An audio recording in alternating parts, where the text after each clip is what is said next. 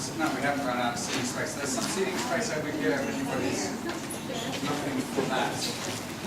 Many of us, or not many of us, I'm not sure how many of us grew up in this country going down to Vicenza, particularly on the annual air shows, and enjoying a really good day out, and sometimes a tragedy down then. It was always something different and a great place to go.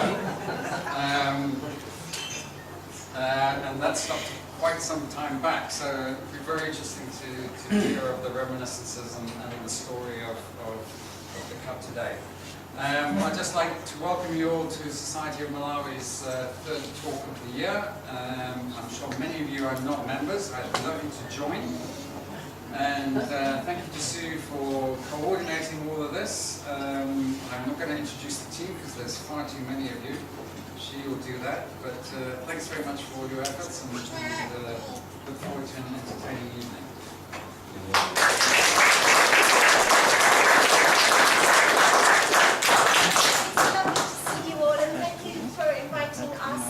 To your monthly meeting to reminisce about Vicenza Flying Club. We're going to talk about its heydays, its slow days, its not anymore days, and then the resurrected days, which is with the new Saints Flying Club as it is today. And yeah, you're probably wondering why on earth it's me doing the intro, because I'm not exactly renowned for having the abgas in my blood. But I, myself and Victor, were literally the last members of Vicenza Flying Club, and it was my unenviable task as secretary to have to close the lid on the club and say it's gone. And that was after we lost both Stanley Masauli and Basil Tennant in a space of a few short years, and the club was no more. But we will have Horace here tonight, and Godfrey we will be seeing tonight still waving the flag for the Masauli family. And we have a short message from Lorraine Tennant, Basil's wife, just to say hello to you all, for those that remember Lorraine. I asked her where she put her message on Facebook. I read it. And she starts out and said, "Goodness knows where I put it." It seems to have vanished into thin air. No matter. I just wanted to send my warmest wishes to you all tonight, especially to Chip and Hilliard Parquet, Horace Masule, Tony Hawken, Gay Russell, and Vic and Sue Hihoska. Give them all my love. Tell them how much I wish I could be there. I hope it all goes very, very well. Love to you too. And if Cessna is here, that's Cessna Masule, please give her a hug from me. But she is sadly in Lilongwe working and wasn't able to make it down midweek. I also want to thank Gift Anguletti, who's here. He's videoing tonight and recording it. And this evening's meeting will be on the Society of Malawi website, so you're on TV. Thank you.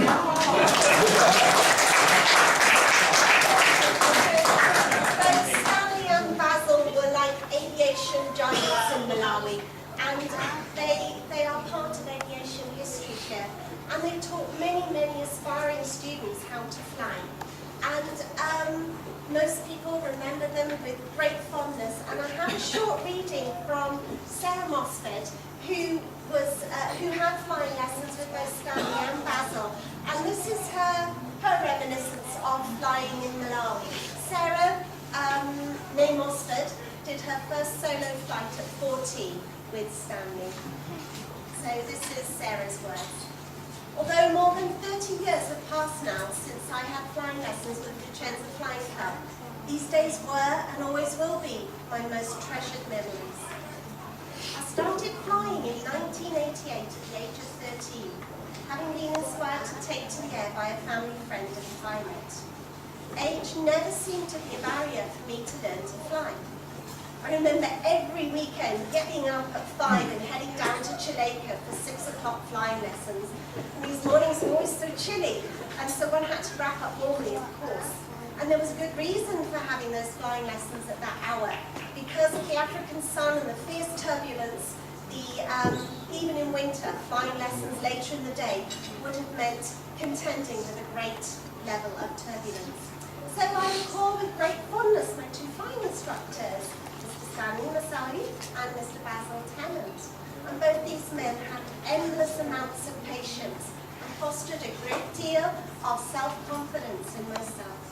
They were both great instructors who between them had taught many an aspiring pilot how to fly. How many in this room were taught by either Stanley or Basil? Who had lessons with them? Yeah, there's a lot of us, isn't there? Okay.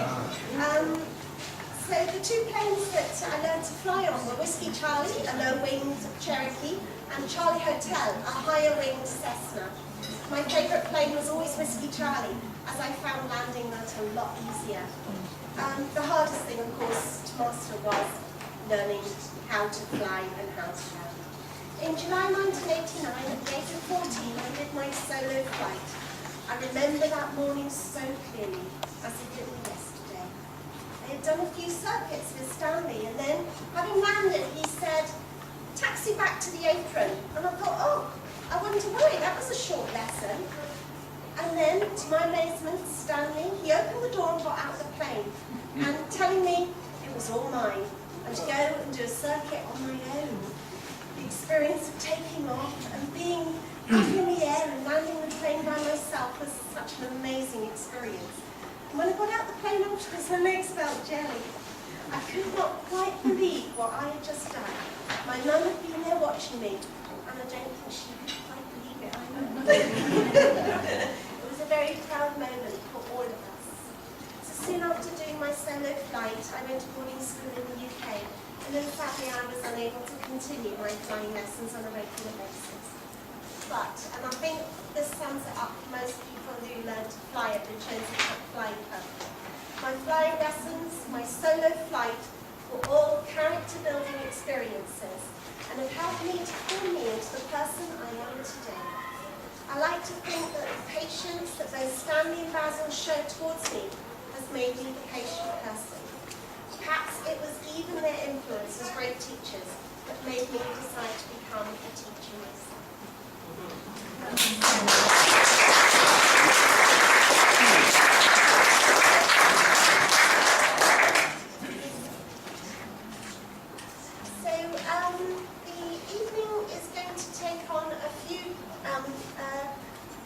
A life of its own, I hope. There are going to be quite a lot of contributions from quite a lot of people. Unfortunately, Cathcart K sends his apologies. He just wasn't well enough to come tonight, but we do wish him well with the bottom of our hearts. Yeah. But he is writing a book, and there is a chapter on Vicenza Flying Club, so I really hope that when he does publish the book, we'll have the opportunity to be able to read those chapters as well.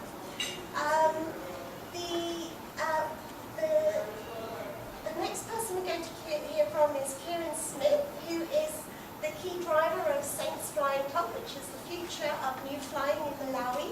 He's also, in his part-time job, he's the headmaster of Saints School. Then we will hear from Teddy Hawkin about the first balloon flight in Malawi. And then we're going to have a quick chat with Gabe Russell about her flying experiences here.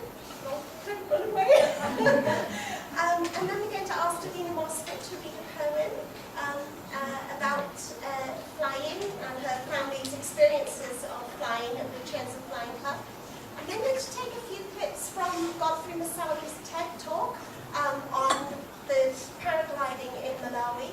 And then Daniel's going to come and share about skydiving in Malawi and his family's experiences with Vicenza Flying Club. After that, Vicky's going to read a short history of the Flying Club written by Horace, but Horace was a bit shy to read it. And then Horace will be around later to answer any of your questions. And then Vic's going to take that on from there and do a little bit of a talk about the resurrection of Victor Tango and its life cycle as a club aircraft. And then at the end, I'm going to introduce you to Amiga. If anyone feels dutifully inspired to get up in the air and fly, you can join the club and speak to Amiga. And then we'll have time for questions. So, thank you very much. Kieran, it's over to you.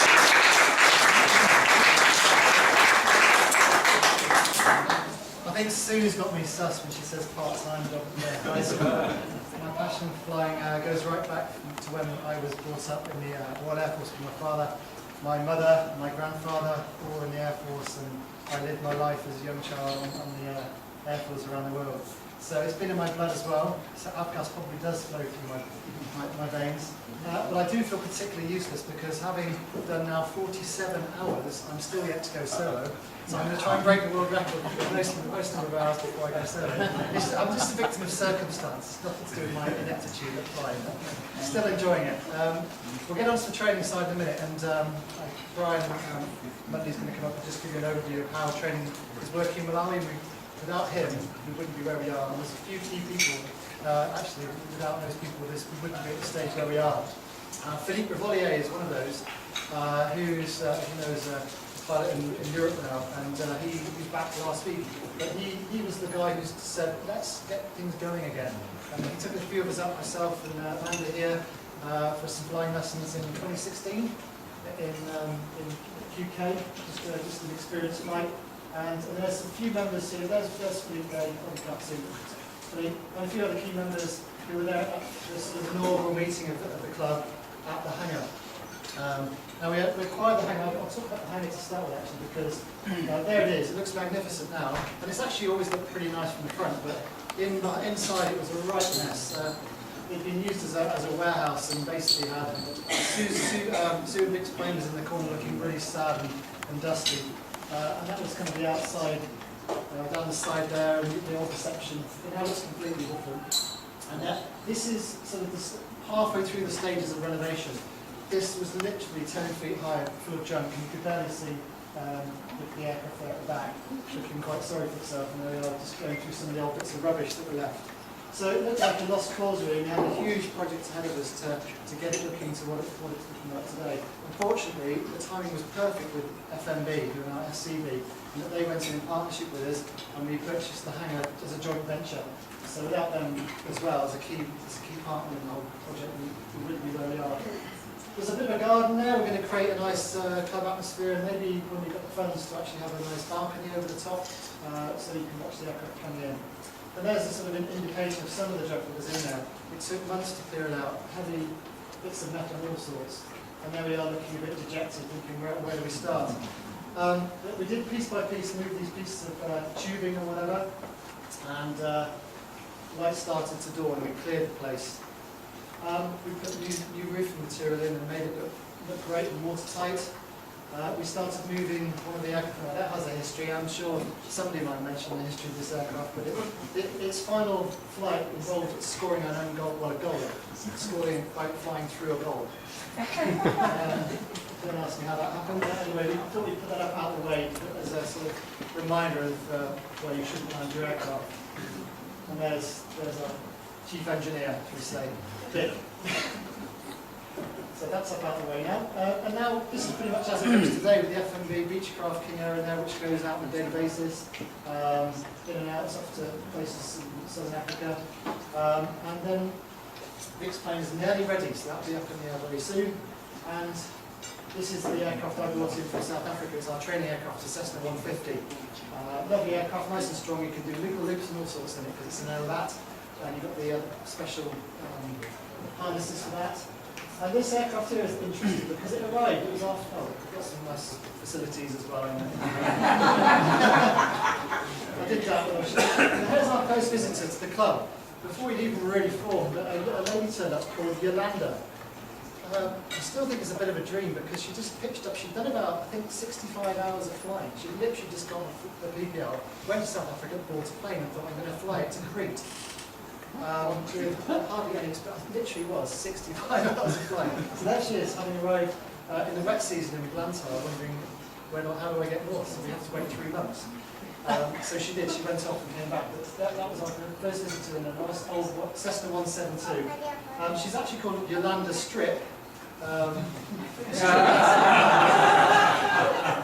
She's arranged in character, she's got her own website, but she has had a series of incarnations, and this is just her latest incarnation.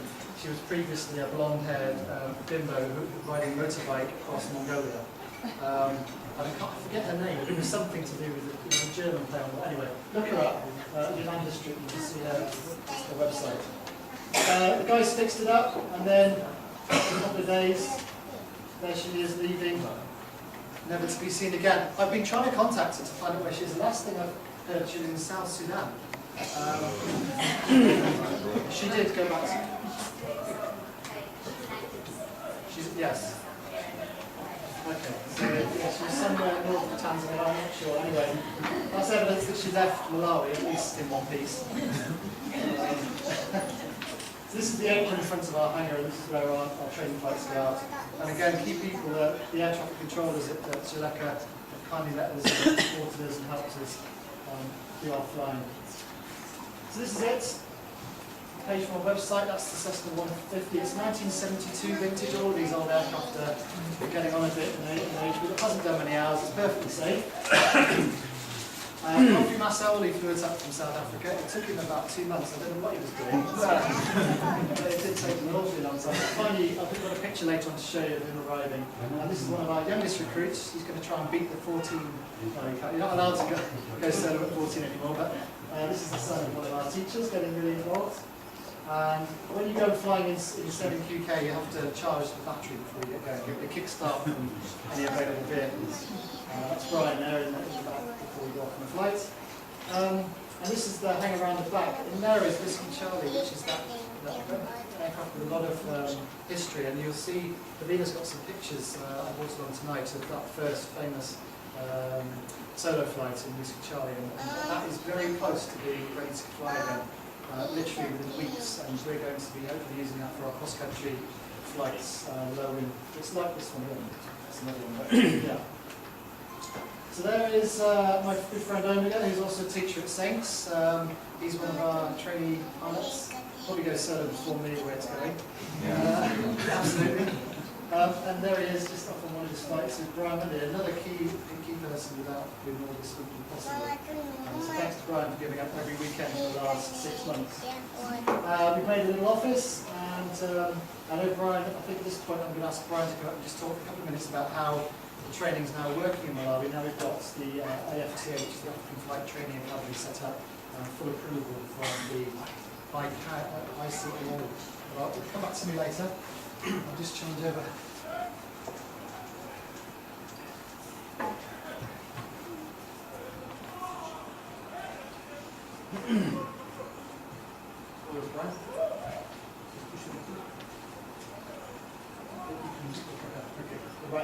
Okay, good evening everyone. Well, things have moved on a lot. Now you have to have an approved training organisation in order to give flight training in a country. It's ICAO approved, which is the International Civil Aviation Organisation. And when Kieran and I were talking nearly 2 years ago now, I think, about doing this, we said the first thing we've got to do is talk to the Director of Civil Aviation and see how we can form an approved training organisation. It has taken 18 months to get to the point of getting an approved training organisation certificate and an air training specification for African Flight Training Academy. And that is the institution that does the flight training. And that's the only one, it's the first ATO that's been approved in Malawi ever. So there's been an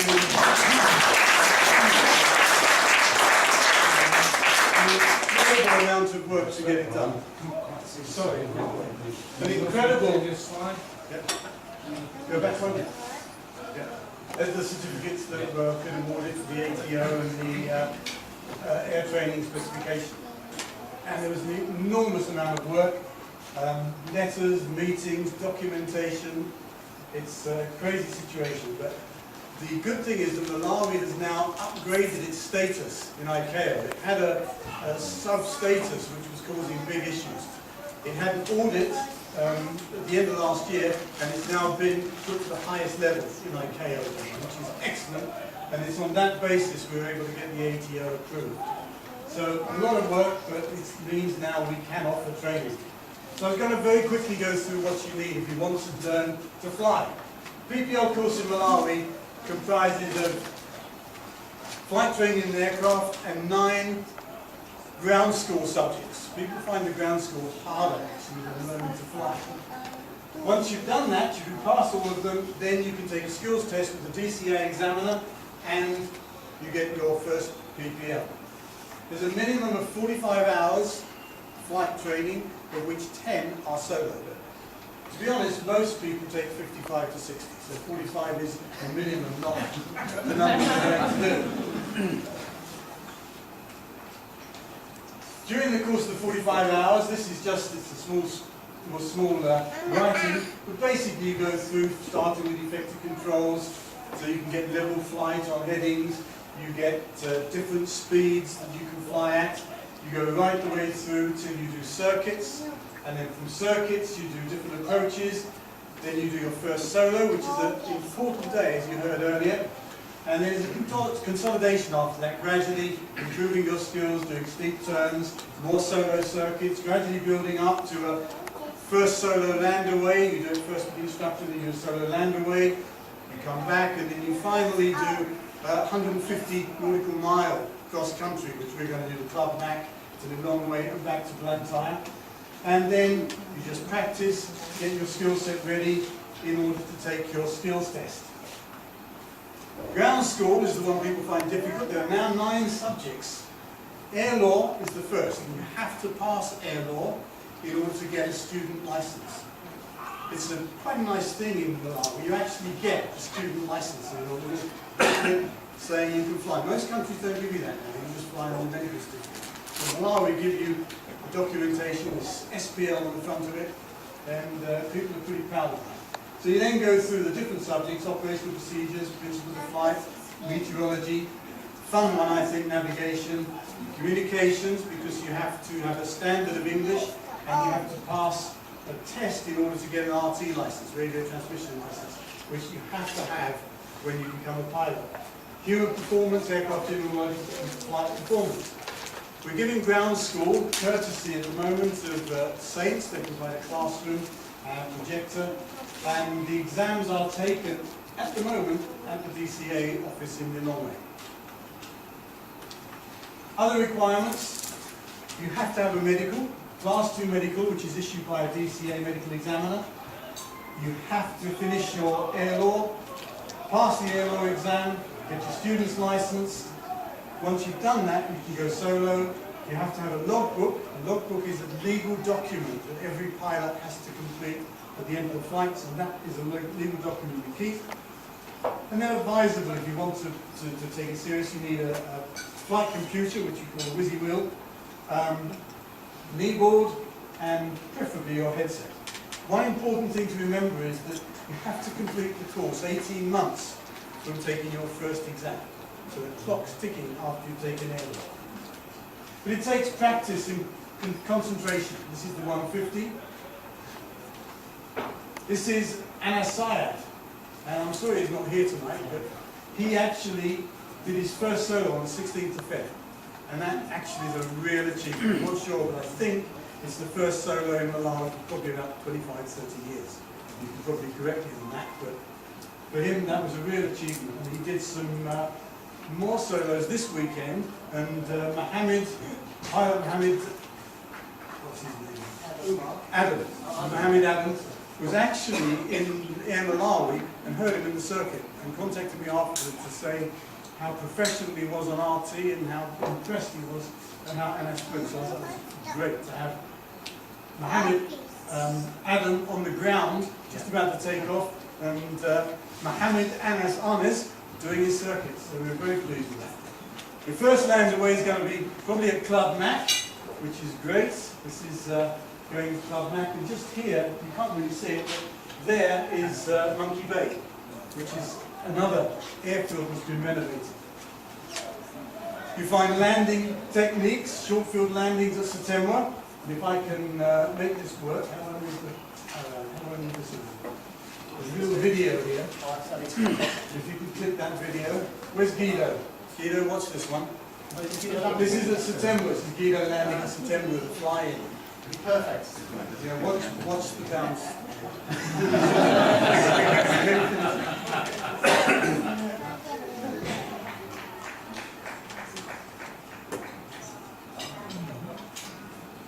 Eesh, it was hard, indetectable. So that's Dido.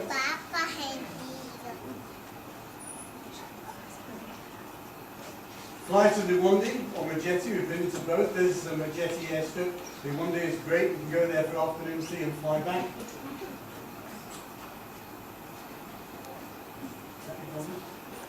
There's Kieran, just above Majetti, above the clouds there. That's Blantyre as you're coming back from September. And just quickly, just the final slide is just what we set out to do is try and make it affordable. No flying is cheap, unfortunately. But we've kept it to a bare minimum. I put down roughly the cost there to obtain a PPL in Malawi is around 6 million kwacha. But when you look at that, if you went to the States, $17,500, plus you've got accommodation, plus you've got flights. So we're trying to make it something that is affordable. We're also, as a African Flight Training Academy, going to look and see if we can get sponsorship from Malawians to actually get their license. And I'm really pleased that we've got several Malawians now. And the one thing we say here is membership of Saints Flying Club is flying members 20,000 kwacha a month, and for that you get the use of the hangar, use of the airplanes, and availability for AFTA to obtain your pilot license. So thank you for listening. And Kristen and I got married on the 31st of March that year, so any skydiving displays from my side were out of the question. And then in June, John broke the news that BOAC wouldn't allow us to accompany him because of insurance concerns. So, pardon the pun, we were deflated. Now, Peter Garland was the chairman of the Malawi Philatelic Society and recognized a unique opportunity to prepare a number of so-called balloon flight covers, which would be a first for Malawi. Unfortunately, Peter and Vera Garland were forcibly ejected from the Malindi Mission School later that year, ostensibly for not displaying sufficient bunting for Kumuzu Banda's first and only visit to the area. And he and Vera had to leave Malawi with their daughters, and they proceeded on leave. He only returned to run Hazeldean School, which some of you might remember was founded by architect Peter Palmer in mid-74. John Lanham, a Malawi Post Office engineer, was also a keen philatelist and took up the reins. So on the Sunday morning, October the 14th, 1973, John rose early, drove to Chuleka Airport. There at the cargo shed, he purchased their entire stock of Air Express letter service envelopes, 20 in number. He borrowed the station typewriter and typed various names and addresses as shown in the example. That's the invoice. There's the cover. Each envelope was then stamped with a normal 8 tambala postage stamp and a 40 tambala Airways letter fee, and cancelled with the Air Malawi cargo date stamp in black. These 20 covers will be delivered by air to the Lichenza airstrip later in the day, presumably by the Britain-Norman Islander, piloted by Sir Richmond. The mail bag was not put on the Norman Islander, so it was decided that Captain Barry Lightning, flying the Hawker City 748, would deliver them during a fly past later in the day. This duly happened. The 748 came into Lichenza, touched down, and whilst running along the airstrip, Barry opened the cockpit window and threw the mailboat out to a waiting cyclist. He then increased speed and took off back to Chuleka. The cyclist pedalled across to the waiting balloon, now inflated, and handed the precious cargo to skipper John Henry. The balloon eventually ascended into the evening skies and wafted gently towards Blantyre, landing in a maize field some 8 miles away. Balloon and crew were safely collected and returned to Lichenza, none the worse for wear. These unique covers were distributed as follows: John Emery, 1 cover; Peter Garland, 1 cover; John Lanham, 12 covers; Barry Lightning with the mullet, he got 1 and I got 5. One final piece of trivia. John Emery has been the tradition since November the 21st, 1783, when the first hot air balloon flight took place in Paris, carrying 2 bottles of champagne in his basket. When we drank them in the clubhouse, he apologized on behalf of British Airways. They had forgotten to send proper French champagne, so he had bought 2 bottles of Grand Marceau, the South African sparkling wine. He then explained that in 1783, the Blantyre brothers, who designed and built the first hot air balloon, actually never flew in it. This job, dangerous job, was given to Jean-François Pilat de Rosière and François Laurent d'Alens, who expressed the fear that when they eventually landed, the local farmers might mistake them for spies, or worse, aliens from space. So they carried 2 bottles of French champagne to prove they were indeed French, and thus saved themselves from being impaled on the end of a pitchfork. This tradition is still carried on all around the world to this day. And in the words of one Morris Joseph Micklewhite, not many people know that. Morris, of course, is Sir Michael Caine. Thank you.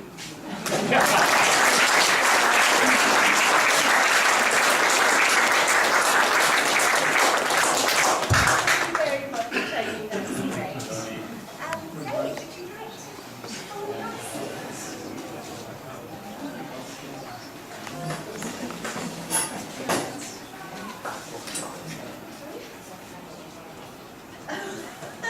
Yeah, Gary's just saying the hanger that was on screen that Kieran showed was the old Lenovo hanger. Is that right? No, no. David, what was it?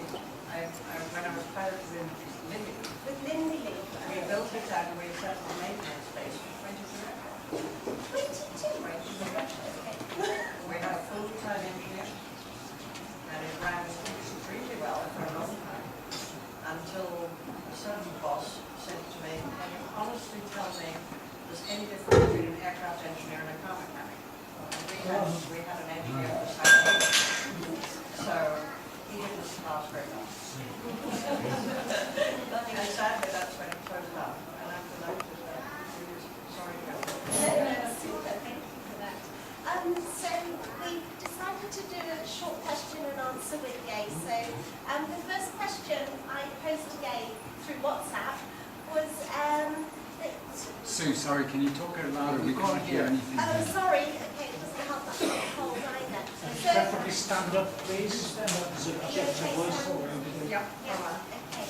So my first question today was, tell us how you got into flying.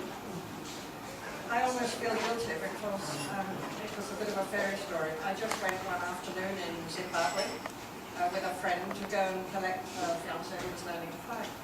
And I was standing there with a couple of gentlemen, I didn't even know they were pilots. And I said, "Oh, it looks fun." And one of them next to me said, "Would you like a ride?" And I said, "For free, sure." So he took me up in a Cessna 150. And I only realized afterwards he put me in the pilot seat and he was in the right. And so he gave me a lesson for 20 minutes. And I came down really chuffed. Anyway, I didn't think anything more of it. I came home and David came home a little while later and we'd only been married 3 months. And he said to me, "Oh, well, can you just get down the suitcase?" I thought he said, "We're going fishing," because we had a share at a cottage in Mozambique. And I said, "Oh, great," because I was fishing, not him. And he said, "No, I'm sorry, it's boys only." I said, 3 months married and it's boys only.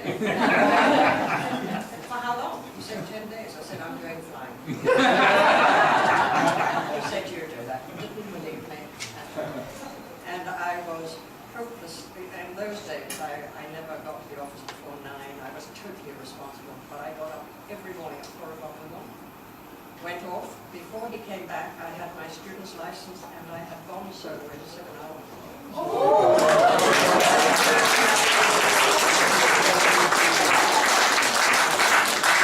In those days, you only needed 40 hours, and I got my license in 1 hour by PPL. All the written exam. I don't, but we didn't have 9 subjects in those days. And I went back to work. But I was chuffed. I was enjoying it, and when we could, we would charter an aircraft or hire an aircraft and go on flights. And it was about 2 months later that I got a call from the instructor saying the company has said if you will come and do your commercial license in our newly registered British air school, we'll guarantee you a job. So they were very kind to support me in that. So I feel a bit bad in that. I never even had to look for a job because I got one. and I just continued having it. And Gabe, for those of you that don't know, has been our flagship of women's piloting in Malawi for a long, long time.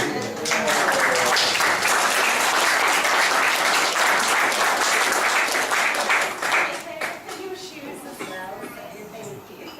And that's Ivana here. She also is our female pilot in Malawi. Hopefully to have more. We've got Cessna. How many other female pilots? Always had. Well, we had Robin Ford. She was with Malawi. We had Corinne Vale, who flew with me. We had Janet Thorne, who flew with me as well, and then also flew with Alliance. And then Debbie. Iris came in from them. Debbie, remember Debbie who had an accident and crashed? Sorry? Yeah, Debbie. Debbie Allen. Yeah. Yeah. Were they commercial? No. Were they? I don't know. I think there are also on private pilots as well, but those are the main ones. Corinne is now, I might say, a captain on the A340. You probably know that one. I'm not sure she's not going on to the A380s. But I always like to say there is one woman who is long dead, Wynne Forwell. Do you remember her? Wynne Forwell used to ferry troop carriers across the Atlantic during the Second World War.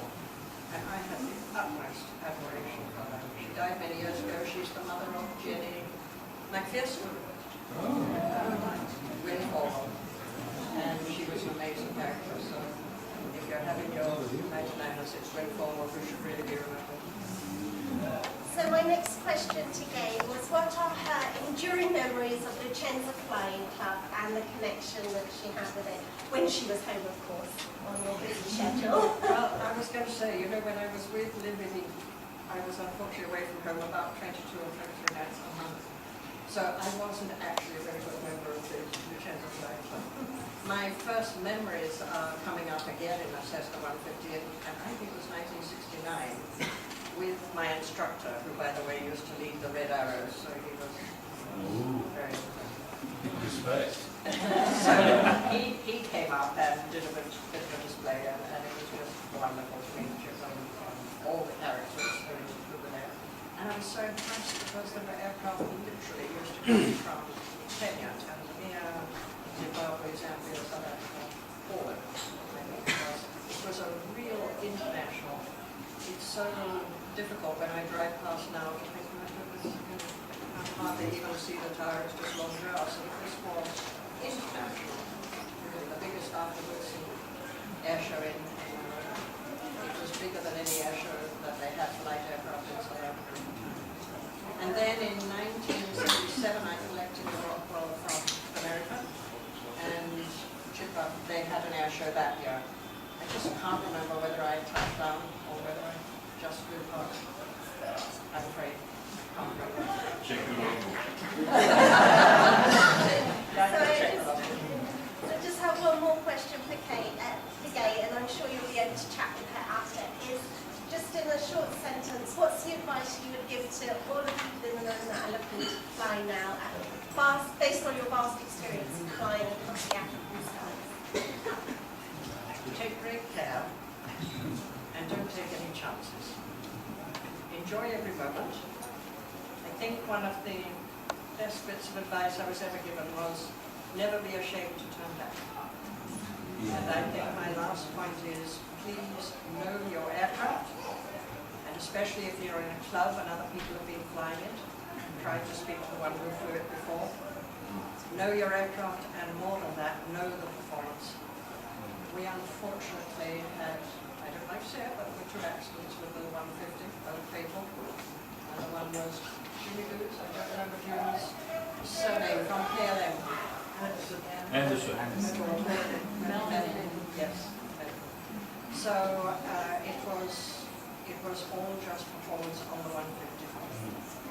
It was not taking care of the runway length, altitude, temperature, and weight. And there was another one at a lower altitude, the same. So just take great care, but I hope you enjoyed as much as I did, and there's nothing nicer after 46 years than walking away and saying wonderful memories and I can go to.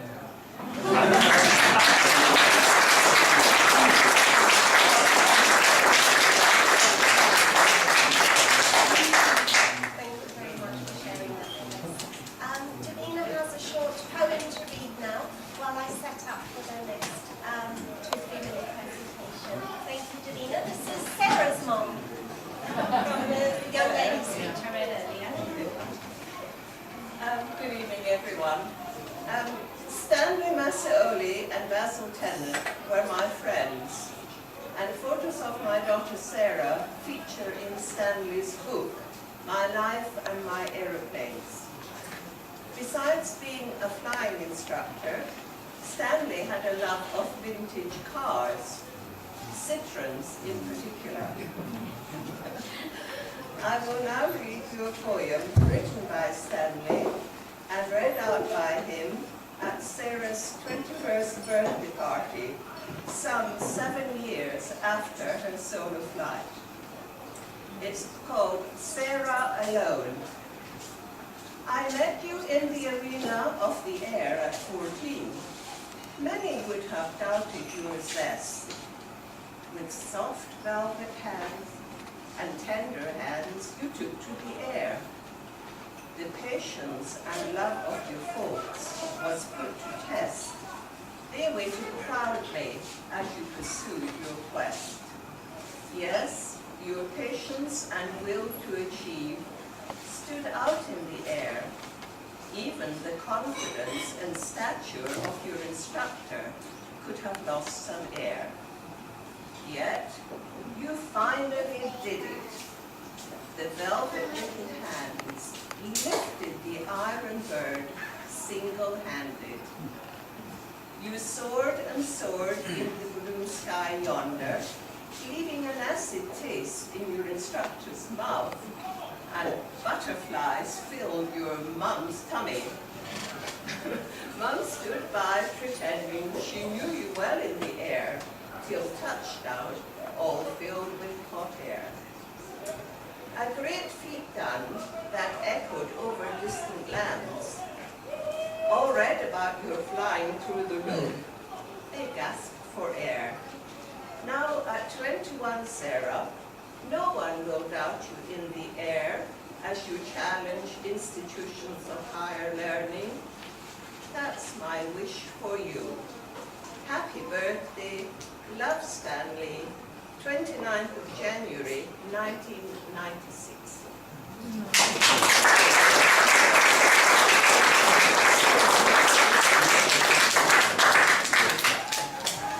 Very much, Davina.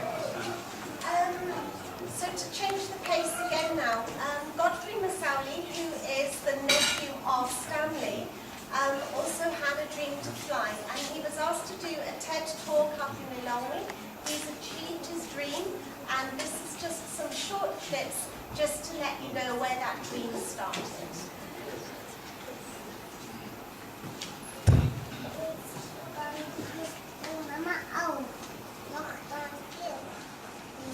Thank you. So, what are your dreams? And how are they different from your reality? When I was a young boy, I didn't just dream that I could fly like a dream. I was sure of it. But as I ran home from school with my arms spread wide, the other boys in our village would laugh, point and yell, "Stupid boy, you will never fly." I didn't mind. I knew better. Back then, my uncle Stanley was one of the first black men flying airplanes in Malawi. Through hard work, he rose from poverty to realize his dream of operating his own flight school. He even had 6 airplanes. The kids could say whatever they wanted. All that mattered is that Stanley believed he would. He would say, "Nizoteka kujicheo." This means it is possible. Then in 1985, everything changed. And I'm just going to move this on now because Godfrey talks a bit more about about the changes in Malawi and the political system. But this is Godfrey as he took his first steps to launch himself off Malanji as the first Malawian paraglider pilot.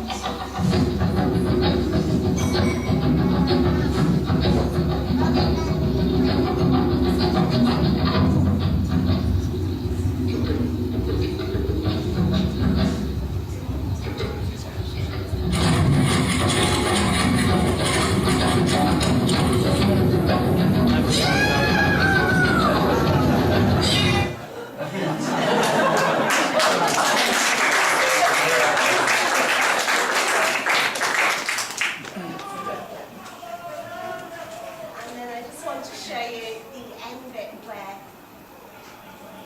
he lands. They're the most important.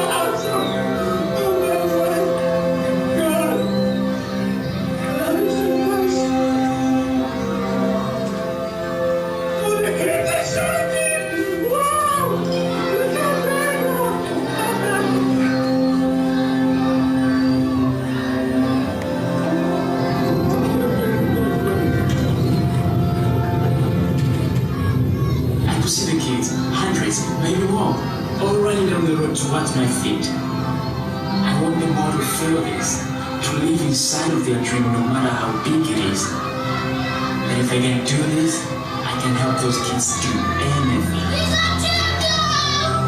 The drum suddenly became so real. Everything started moving so fast. I started to run, and then...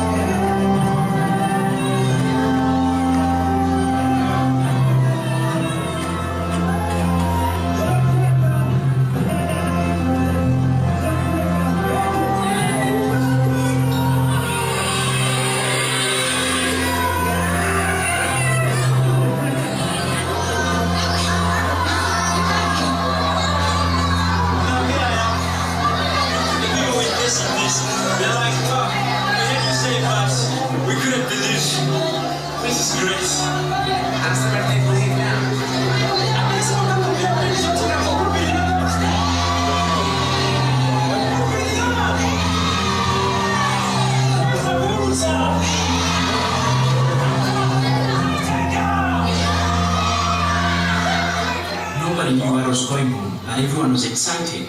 Everyone was smiling. Having never seen a man descend from the sky before. Half of them thought I was Jesus, and the other half thought it was the end of the world. Me, I know who I am. And for me, this is just the beginning.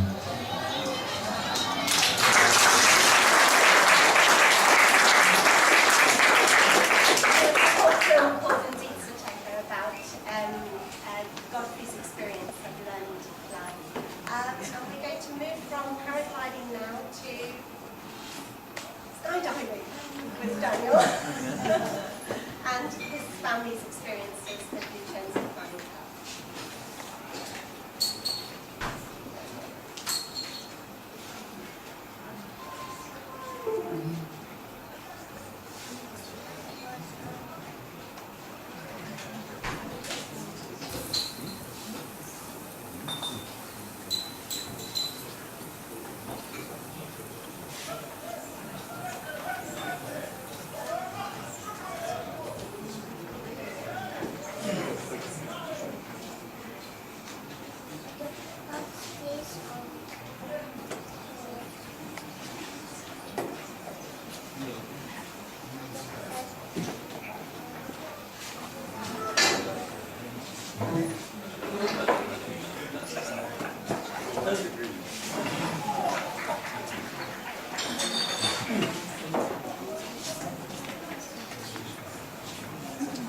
Right, good evening everyone. 10th of January 1993. I think it was a Sunday. Early morning out at Blantyre Airport was the day of my first flying lesson. I was 16. Problem was, I couldn't get to the airport because I didn't have a driving license. My parents said, it's better you take up flying and not driving because you're too irresponsible. So, I only got my driving license I think when I was 19.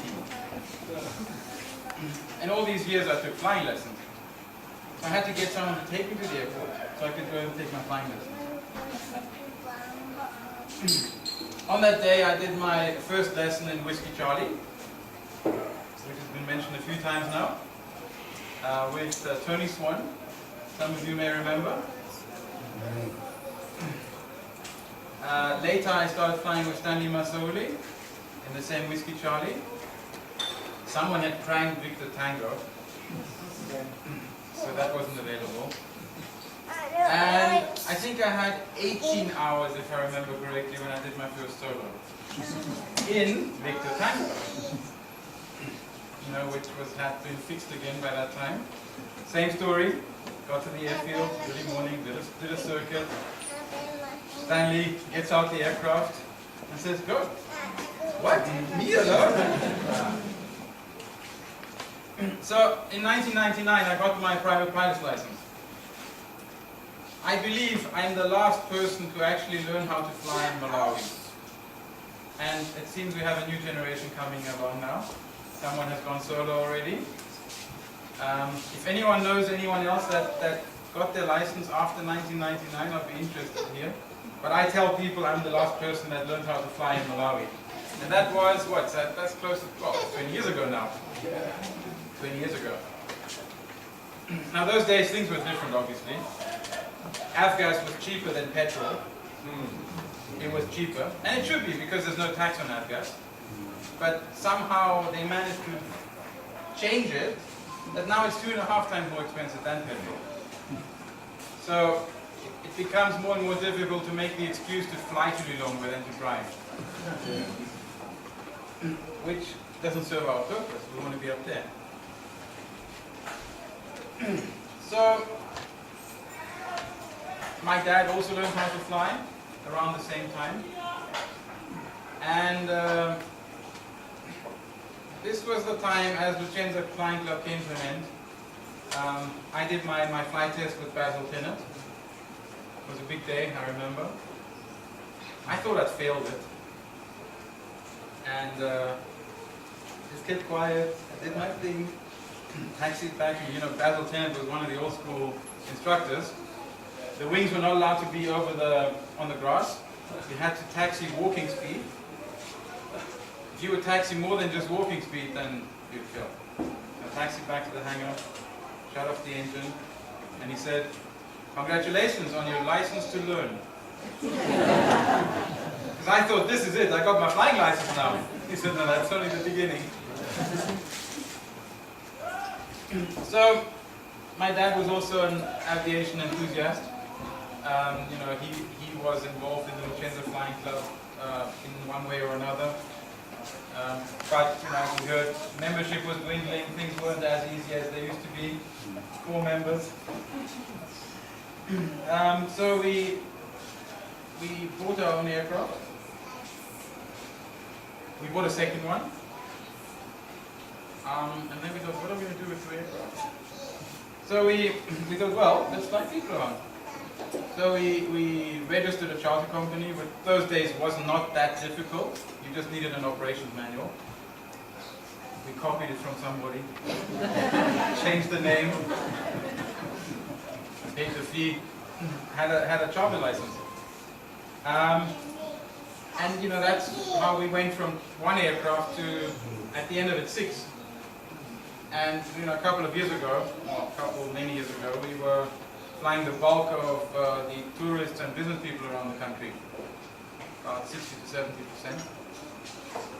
And we were the only company, we were the only charter company that was actually doing charter only. Everyone else was kind of safari and had an aircraft, or doing this and had an aircraft, but we were solely in charter. Which, as you know, they say, if you want to make a small fortune with aviation, make sure you start with a big one. We didn't know that at the time. We only heard about that later. But as things got more and more difficult, you know, all these new regulations were coming up, things were getting more and more regulated, and they're bringing European regulations, you know, to Malawi, which is not easy. We decided, no, this is too much. We can end there. Now, during that time, I'd always thought it would be a great thing to jump out of an aeroplane. You know? It must be a wonderful thing, just flying through the air, you know, without a plane, just yourself. So, in 2000 and, I don't remember, the early 2000s, I booked a skydiving course in South Africa. 2004. Was it 2004? I convinced my dad to go with me. You know, he was responsible that I became a pilot, so I said, well, now you're coming with me and we're going to learn how to skydive. And we did. We did our 10 jumps.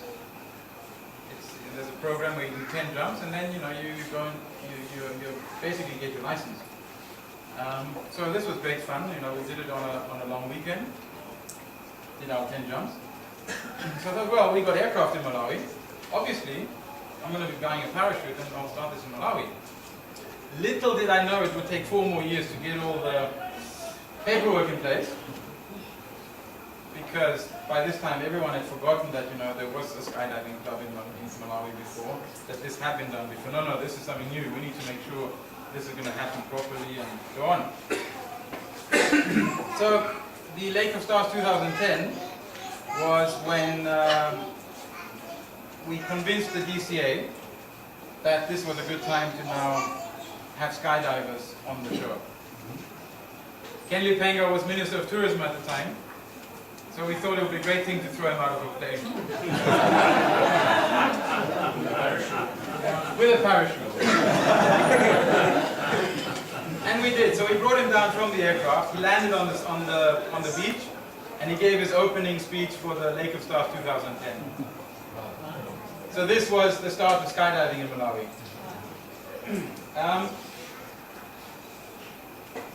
I have a short video here about that. So you must understand, we had the air charter. I was a pilot. I had the equipment. We had pilots available. We had aircraft. So it all worked together. It worked really well. And this is a quick clip of, you know, the best of skydiving in Malawi.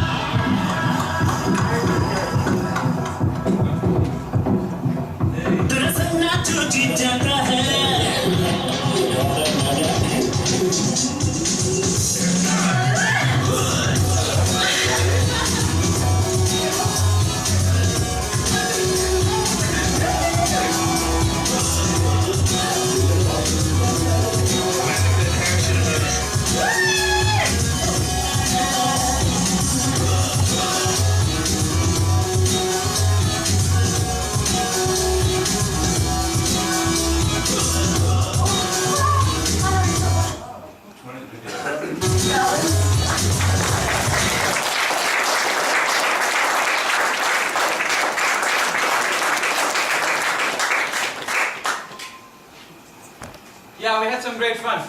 We had some real good fun there. Unfortunately, from there it was downhill.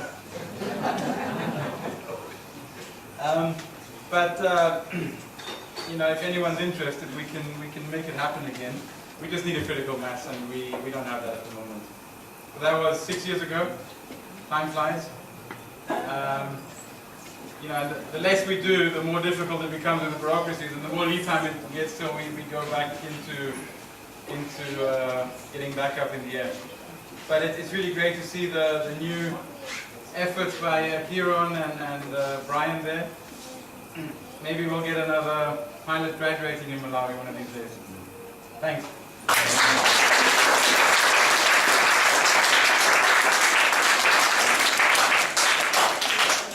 I'm a bit worried now. We spent a lot of time telling you how to jump out of an aeroplane, not to fly it. We've got one more presentation left. This is from Horace. It's going to be a short reading about the history of the Vicenza Flying Club, followed by a short talk from Vic. So thank you very much.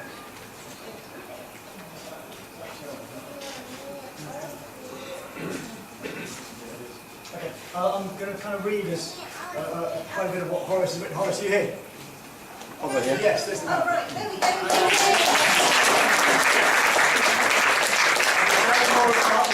This man means a lot to me. His brother does, uncle does, his son does. We'll talk about these guys just a little bit in a moment. You know, helps you. A lot of us do. So thanks for you here. Thanks for giving this a bit to say. I'm kind of saying it for Horace, so correct me anything that I miss out.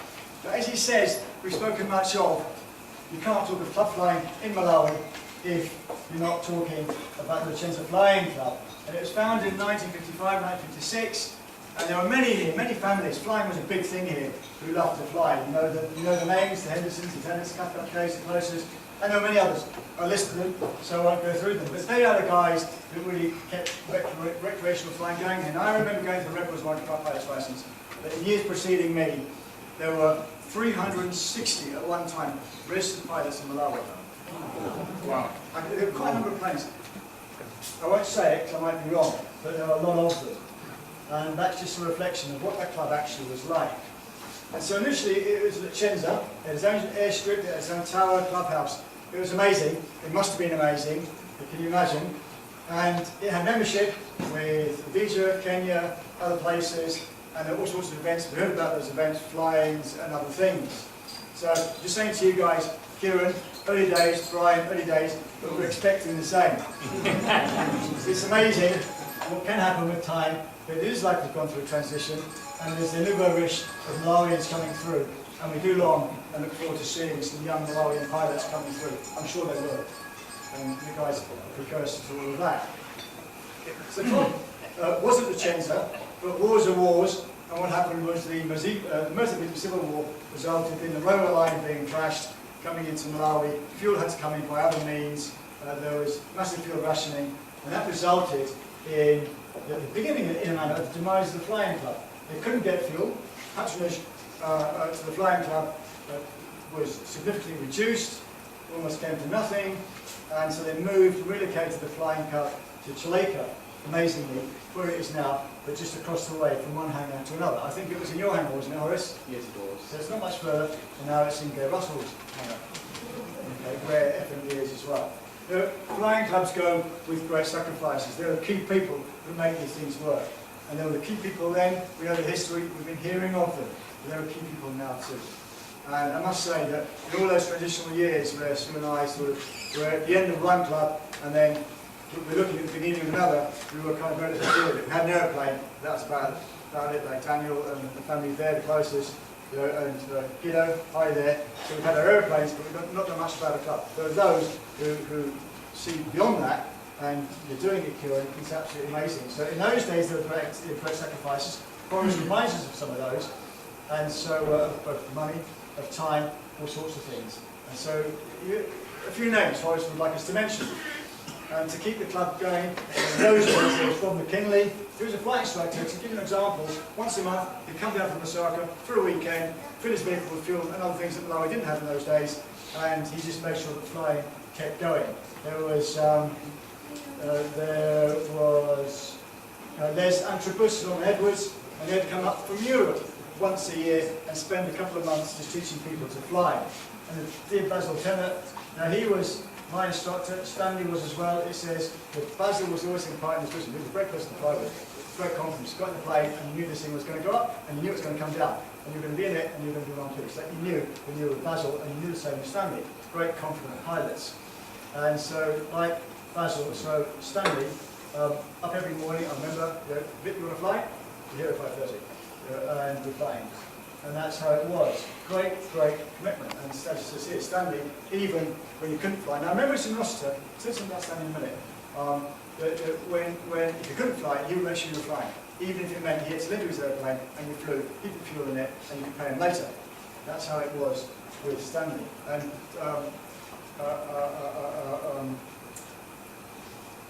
Daniel, where are you? I'm sorry to disappoint you, but I got my license in 2002. I was the last person signed up. But what you have told me, and I didn't know, is that the plane I later ended up with, the Tango, has been pranged yet once more. This plane's been through a sequence of prangs. Okay, so there we have it. So there's lovely people who kept things moving and flying. Okay, so attitudes towards the flying club. In Malawi was one of them, and at one time we managed to the pilots, and so it couldn't get enough airmen, so it had to go to the flying club, and it picked 4 people, and he discovered and learned from that actually these young pilots came through the flying club, they were that well trained, actually brilliant pilots for Air Malawi, and it took some of these pilots on board. As a result of that, what it also did was send 10 of its aspiring pilots to the flying club to get the initial license before they went on to further training. As a note for Stanley, Stanley himself was a massive commitment to that early flying club. He owned a number of aircraft. He had gone from rags to riches, you could say, and the whole thing sort of went down again with the sort of war. The whole thing's changed in Malawi.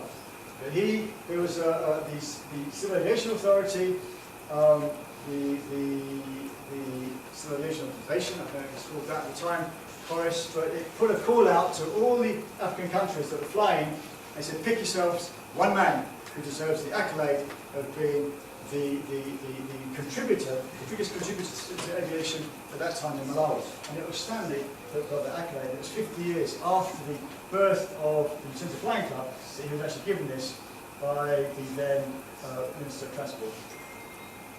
So this didn't only reflect on Stanley and his excellence and what he's done for flying, but also on the attitude and the excellence of the club. So there you are, again folk, standard, the banner is set, and that's what we're expecting for the future, in this lovely new facility that you've got at Chalet Club.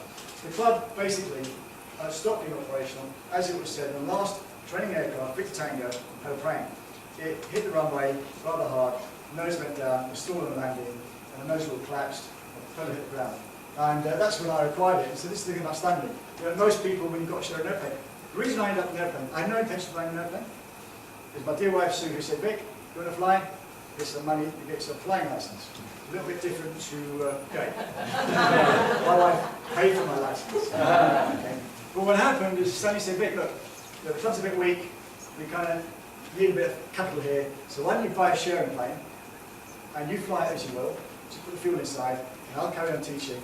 And that way we've got ourselves a deal. I thought, it's something great to me. The fuel inside the tank and all. So I bought a third in the plane. And what happened, sadly, is this prank took place. And the helicopter stopped the runway, and that resulted in the aircraft requiring a total overhaul, the engine overhaul. A very, very expensive business. Get the engine out and get it off to South Africa, get it re-overhauled, and bring it back again. But not only that, the nose wheel, and all the other bits that fail when the prop hits the ground. So there we were. Stanley said to me, Vic, I can't afford to fix it. My student's flying it. Here's the key. And go to the plane. So I ended up with 100% of the broken plane. So Sue came to me, and spoke to Sue, she said, look, what with a license, or almost, so you may as well go and buy a plane now and fix it. So thank you, Sue. That was the plane. So this is something from Horace for us as a club, an aspiring club, growing club. He says, and rightly so, that out there are loads and loads of school children, Malawians, and you saw from Godfrey and his piece there how inspiring it is to fly. And he suggests that we make a point, while the club is growing, also to get out there to reach out to the children. Not just the schools around Blantyre and Blantyre, but reach further beyond that to give kids the vision. When a child comes in and sees this awesome machine, he's sitting on the ground, doesn't believe it can fly, and sees it fly to boot. It's just an amazing experience. So, great suggestion of yours. The club has heard that, and the club will do what it can to be sure that on a regular basis, maybe there's a slot we do once in a period where we have a bride in the airfield with the showpiece inside, and maybe some other fellow outside there, and so kids can say, wow, I'd like to be flying here. And so there we are. That's from Horace. He says, God bless you all, and we say, God bless you all. But before you do so, just get up. So, big a tango, it hit the ground, and it ended up a bit of a mess. I can't show you a picture of the mess, but I can show you a picture of the aeroplane. And it's this man here, Horace, who then got that brand new engine from South Africa. The old one, actually, I saw it come out of the old piece. The new piece came back. I couldn't believe that was a second-hand engine. It came back absolutely immaculate. And there it goes into the plane, looking like an absolute masterpiece. Now, this picture looks better than that one, I'm afraid, but it's a beautiful piece of work. And that was fitted, and Horace fitted it, and got this plane, which was trashed, back into the sky again. So there we were, enjoying the flying. It's a lovely picture up in, I don't know where it was, but I really enjoyed flying it, did a few hundred hours in it, and then, voila. Oh dear, oh dear. That happened afterwards. That happened in Conway, Mozambique and Malawi, sadly. And what happened was that, I think we should say it was one of our pilots. It was one of your pilots. And this is when the other charter company was actually running hours, by an airplane. But anyway, the plane being chartered out, pilot tape, there are two pilots in the airplane.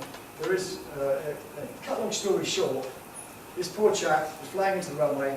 The runway's Cockpit runway is a runway where you don't really want to land. You'd rather fly over it, bypass it, and find a better runway. Anyway, it's there. It's close to Likoma. Yeah, that wonderful place everybody goes to for holiday. Kuichi.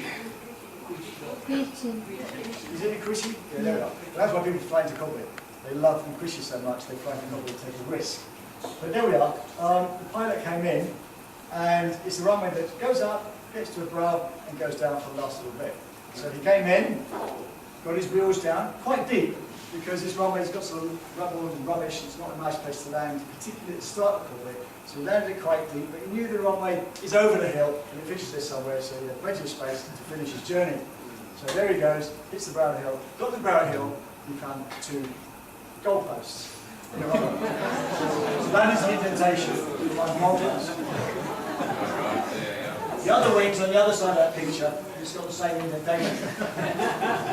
And what's amazing, so I had a phone call, when you own an airplane and when you're lending it out, hiring it out, no matter what, you're waiting for that phone call. It's always a little bit of a worry. And at 5:30, my phone rang. I was in the UK. And when that rang, I knew it was Horace. Something's happened. And he called me and he said, Vic, the plane's crashed in Conway. I thought, is everybody okay? Yes, he said. Well, that's okay then. Let's get on the story. So there it was. And what's amazing is that's a fuel tank. And that fuel tank is full. And yet it did not explode. So I thank God for that, because had it gone off, that plane, you wouldn't be looking at that. There wouldn't be a lot left of it. Okay, so there we are. It wasn't such a bad ending after all. But then the story here is, it was bad enough the plane going down, but then the Mozambique's piled in, the Douglas of Aviation got stuck in there, the Douglas of Air Safety. And I should have got that plane back within a few days. In fact, it wasn't like that. There was hundreds of phone calls, hundreds of emails, and trying to get my plane back. And I was getting phone calls, sir, you're paying $40,000 to get it back because you violated air law and the whole list of things. Sorry, you're violating nothing. You're going to have my plane back. And it wasn't until 6 months later when the consumer said, look, I'm sorry, we've got to pay you out now, but because there was nothing wrong with anything, we've got to fire a rogue state on the Asa province.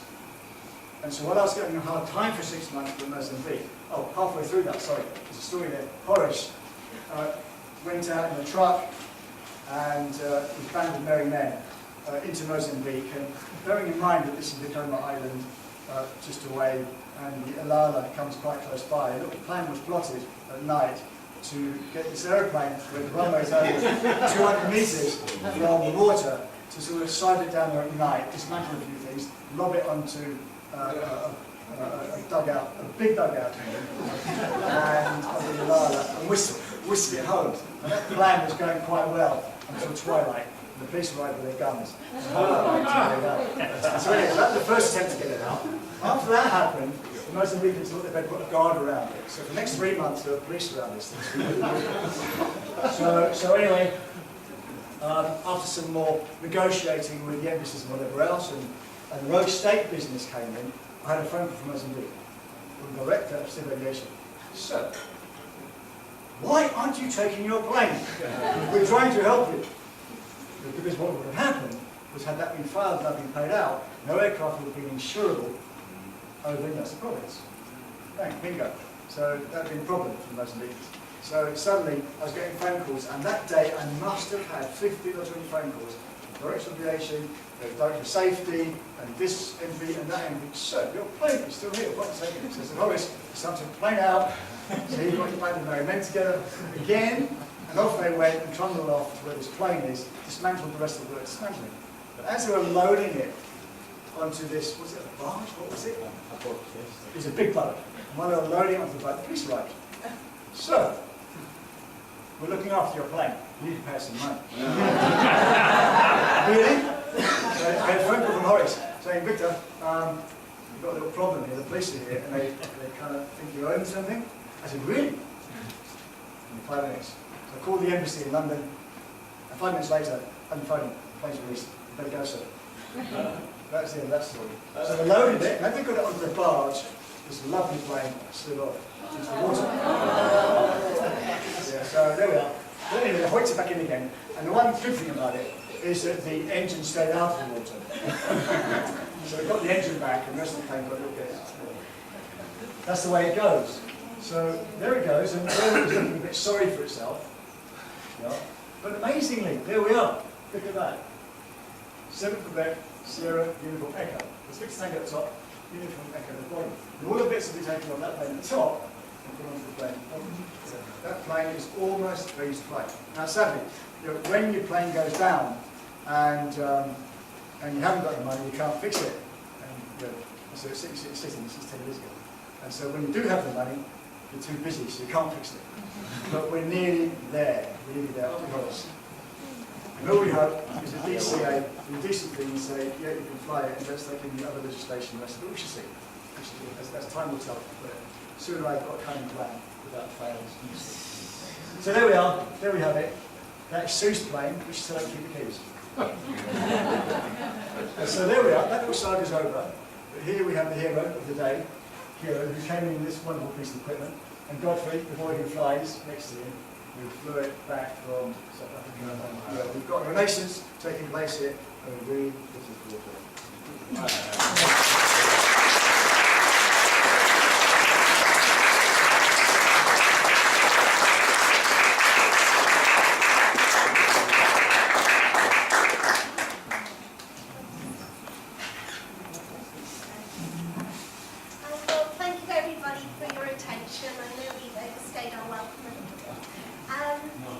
We can either do questions and answers now, or we can do an informal chat afterwards where you can ask those of you that want to ask questions and ask individuals. So thank you very much. Excellent.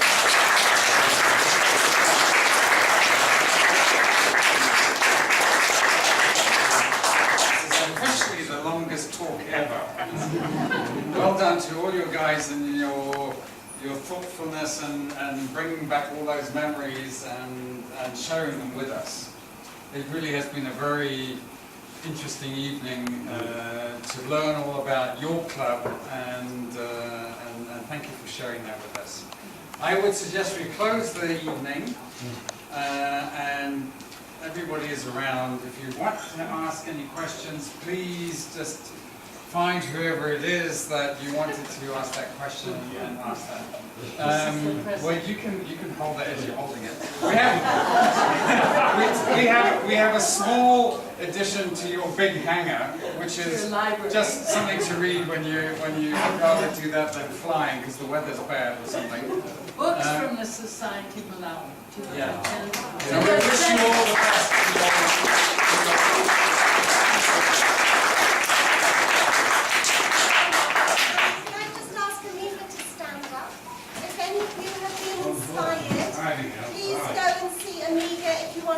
the club. Can I just say one thing? Sorry, here's the man to join the club. March 26th, we have our next meeting. I just want to say briefly, we have John Luanda. He'll be back from Scotland, author of many books, author of, or producer of music. He's a medical doctor, man of many talents. Many of his books are in the Society of Malawi library, if you'd like to read them. So he'll be here March 26th. Thank you very much.